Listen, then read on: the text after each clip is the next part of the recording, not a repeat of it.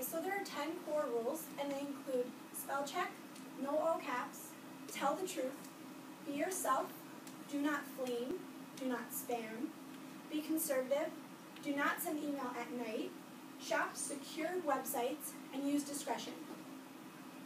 So the first core rule is spell check. Spell check and proofread all internet correspondences. Internet correspondence includes social media sites, email messages, and all other writing transmitted and published on the internet. So even when you're on Facebook and you think you can just type anything you want and not care about the spelling, you should be aware of how you're spelling it because it is on the internet, and it is, even if you have it on private, people can get a hold of it. The second rule is no all caps. In case you're using all caps, all capital letters denote the shouting in internet communication. Just as you wouldn't shout at somebody in regular conversation during the day.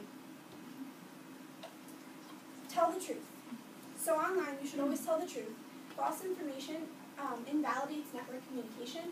It also comes into a problem, especially with younger kids, if they're lying about their age to get on certain websites. It can be really dangerous and put them in a lot of really suggestive and potentially harmful situations. So you should always be yourself, which kind of goes along with the do not lie. As you do in reality on the internet, you should always be yourself. Ask yourself whether or not you would actually do this, or say this, or write this in real life. If you ask yourself this question, it'll help you prevent putting on false information or a false persona on it. Do not flame. Good net etiquette prohibits posting insults about others and responding to insults because they are a barrier to effective communication. So just like you wouldn't insult somebody to their face, it inhibits a conversation, it makes it hard to communicate. You wouldn't do that on the internet. So it's just basically how you would act in person, you should act online. Do not spam. Refrain from sending unsolicited messages through the internet or responding to them. Unsolicited sales messages are spam. Spam emails are illegal in the United States. So it's interesting how something that's such a big thing and it's so illegal, and people do get them every day. I know I get tons of spam messages every day, and it really it creates a lot of harmful things, especially you never know who you're spamming. You could be getting an email address of a child, and you could be sending them something that could, put them in a compromising situation.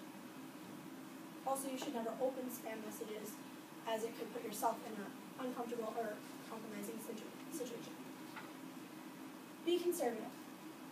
Protect your online image by sending a small amount of high-quality messages rather than a large quantity of low-quality messages.